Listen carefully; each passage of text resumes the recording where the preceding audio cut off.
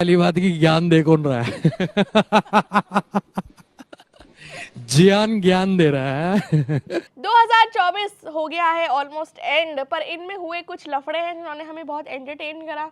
और दूसरों के लफड़ों जब होते हैं तो ऑफ कोर्स एज इंडियन हमें बहुत मजा आता है। और इतने लफड़े हो गए कि हमें बिग बॉस के लफड़ों में कोई इंटरेस्ट ही नहीं रहा। क्योंकि बाहर की जो दुनिया है वो ही फुल ऑफ इतनी लफड़े थी कि हमें लग रहा था कि बिग बॉस से ज्यादा मजा तो यार यहाँ पे मिल रहा है। और इस साल की शुरुआत में ही हमें मिला मैक्सटर्न वर्सेस एल्विश, जिसमें पहली बार जो बोलते थे कि एल्विश भाई के सामने कोई बोल सकता है क्या, मैक्सटर्न ने बोला मैं सॉरी नहीं बोलूंगा। हाँ, और फिर थप्पड़ खाए उन्होंने। और फिर एक और वीडियो आई जिसमें ये दोनों भाई गले मिल रहे हैं। हाँ, और इनको गले मिलवाया रजत दलाल ने। हाँ, तो ये पहला लफड़ा जो था थोड़ा अनएक्सपेक्टेड था, क्योंकि हमें पता ही नहीं था ये मैक्सटर्न है कौन। हाँ, और उसी की वजह से मैक्सटन जो है वो फेमस हो गए एक थप्पड़ खाने की वजह से। तो अब सारे यूट्यूबर्स यही कह रहे हैं कि भाई कोई तो आके बड़ा यूट्यूबर आके मेरे को थप्पड़ मार दे, मैं भी फेमस हो जाऊंगा। लेकिन यहाँ से जो लफड़ा वर्ड है ना, ये सोशल मीडिया पे आया भाई। बिल्कुल लफड़ा शुरू हो गया, बट एक लफड़ा ऐसा हुआ जो पूनम पांडे ने कराया। जो पूनम पांडे फेमस हुआ करती थी कुछ साल पहले, अब वापस कमबैक करा उन्होंने एक स्ट्रेटेजी के साथ कि मैं मर गई हूँ। ये कौन सी स्ट्रेटेजी होती है यार? और लड़के भाई चूड़ियां तोड़ रहे थे अपनी। हाँ। कि क्या हो गया, हाय हाय हाय, इतना बुरा। मतलब मैंने लड़कों को इतना दुखी कभी नहीं देखा था। मेरा तो इतना लाइफ खराब हो गया है, इतना लाइफ खराब हो गया है मेरा।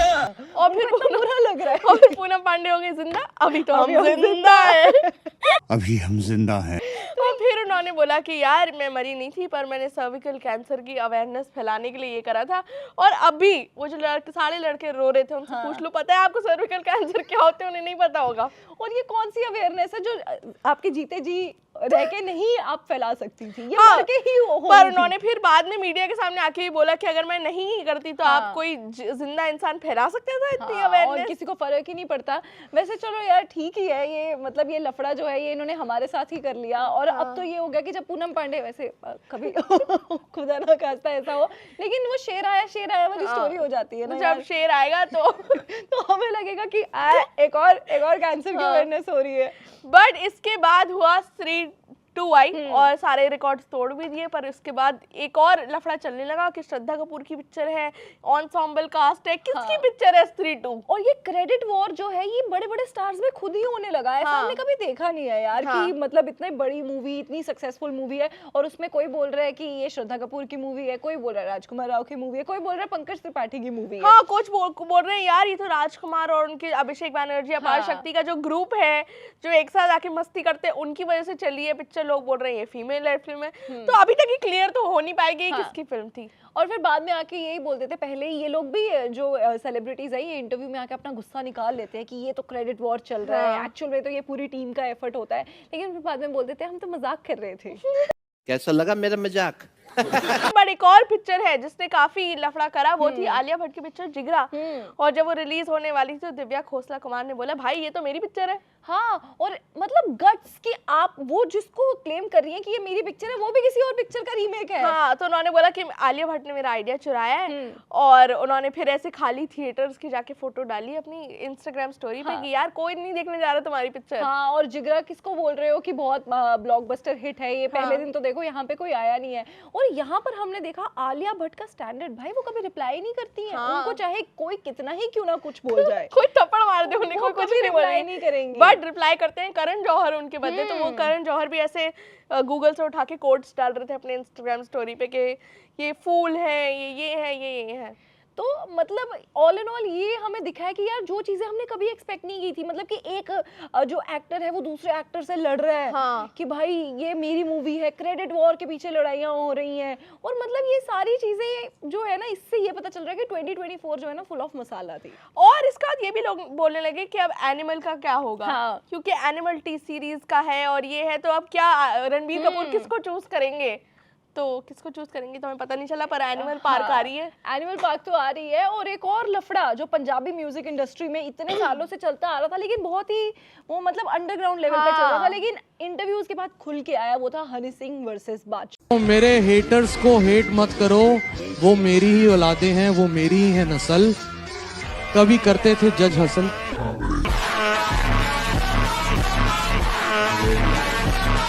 ये बिगेस्ट लफड़ा था मेरे और हिसाब पूरे साल का यही सवाल था कि भाई ब्राउन रंग लिखा किसने है। बहुत से समाज आ गए इसे क्लेम करने के लिए कि ये ब्राउन रंग एक समाज है, ये पूरे लड़के लोगों ने बैठ के लिखा है। और ऐसे आर्मीज डिवाइड हुई हैं, हनी सिंह आर्मी है, बादशाह आर्मी है, दोनों लड़ रहे हैं कि भाई कि कौन बेटर आर्टिस्ट है, कौन ज्यादा बढ़िया है और कौन पापा है, कौन बेटा है। और मतलब हनी सिंह के ऊपर आप कोई वीडियो बनाओगे तो नीचे कमेंट सेक्शन में बादशाह के फैंस आ जाएंगे, बादशाह के ऊपर बनाओगे तो हनी सिंह के फैंस आ जाएंगे।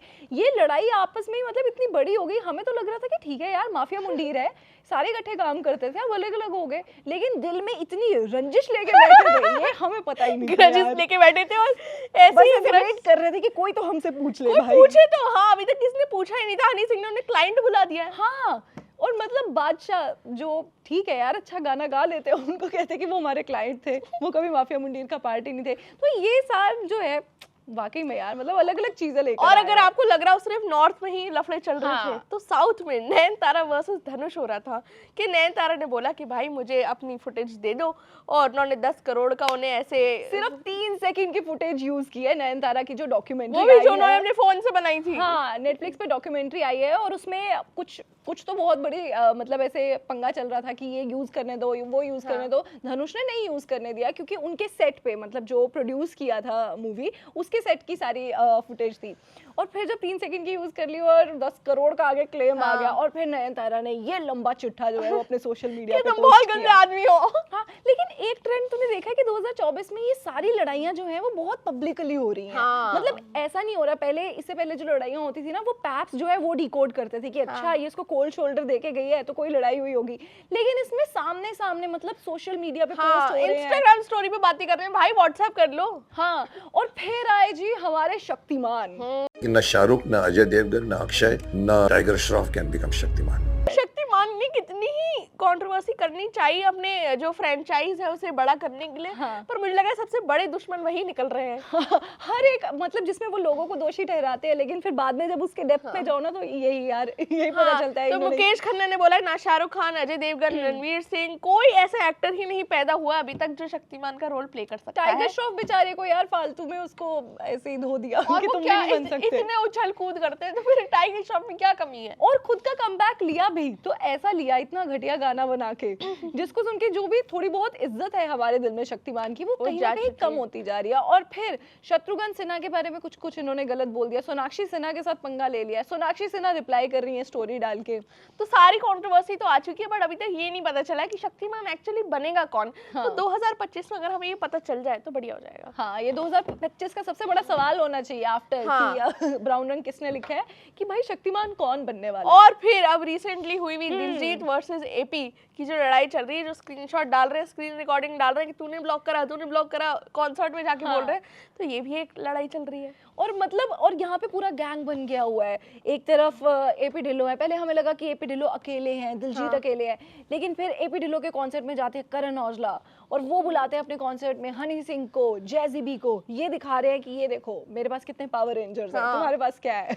बिल्कुल। और इस साल का दिलजीत कहते हैं मेरे पास स्क्रीनशॉट है कि मैं आपको ब्लॉक नहीं करके बैठा और हूं। इस साल का सबसे बड़ा लफड़ा और सबसे बड़ा अपेरेंटली गुंडा जो निकल रहा है वो है लॉरेंस बिश्नोई, जिसको हर प्रॉब्लम जो दुनिया में है वो सब बोल रहे हैं यार ये लॉरेंस बिश्नोई ने करा है। और बहुत ही जिम्मेदार इंसान है, हर चीज की जिम्मेदारी लेके बैठा हुआ है, फिर चाहे वो मौसम गलत हो जाए, लॉरेंस बिश्नोई कहता है ये मेरी वजह से हुआ है। अभिनव अरोड़ा नाच रहे हैं, उनको बोल रहे हैं कि डेथ थ्रेट आ रहा है अभिनव अरोड़ा को। वो मतलब हर किसी को ये लॉरेंस बिश्नोई के पास सबके नंबर आ रहे हैं। भाई जिसने भाइयों के भाई सलमान खान को धमकी दे डाली धमकी। और यार ये तो सबसे बड़ा मुद्दा बना रहा है कि सलमान खान क्या बिग बॉस छोड़ देंगे, उनके पापा को धमकी आ गई, हर किसी को धमकी आ गई, उनकी सिक्योरिटी बढ़ गई है, गाड़ियां चेंज हो रही है उनकी।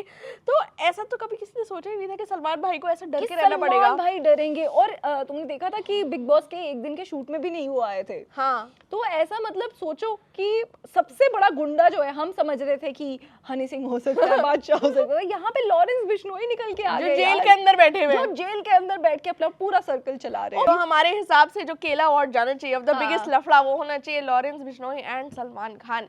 पर आपको क्या लगता है ये जो सारे लफड़े हुए हैं कि कैसे रहे? ये थोड़े पब्लिक हो गए, थोड़े बेफालतू के हो गए। 2024 में थोड़े मीनिंगफुल लफड़े करो 2025 लेकिन मैं कहूंगी कि मजा आया, मजा तो आया। ये आपने अच्छा किया कि ये जो आप सारी चीजें सोशल मीडिया में, मतलब आपको अब समझ में आ रहा है कि एक पब्लिक फिगर होने का मतलब क्या होता है, कि आपको, आपकी भाई ये रिस्पॉन्सिबिलिटी है कि आप जनता को बताओ कि क्या हुआ। हाँ, पहले हमें पता था कि सिर्फ लड़ाइयाँ होती हैं, क्यों हुई हैं वो लड़ाइयाँ, इस साल में हमें पता चला। हाँ, कि देखो ये भी बहुत बड़ी बात थी। ऐसे हम सोचते रहते कि एपी ढिल्लों और दिलजीत दोसांझ क्यों आपस में लड़ रहे हैं, फिर पता चला ब्लॉक हुए हैं।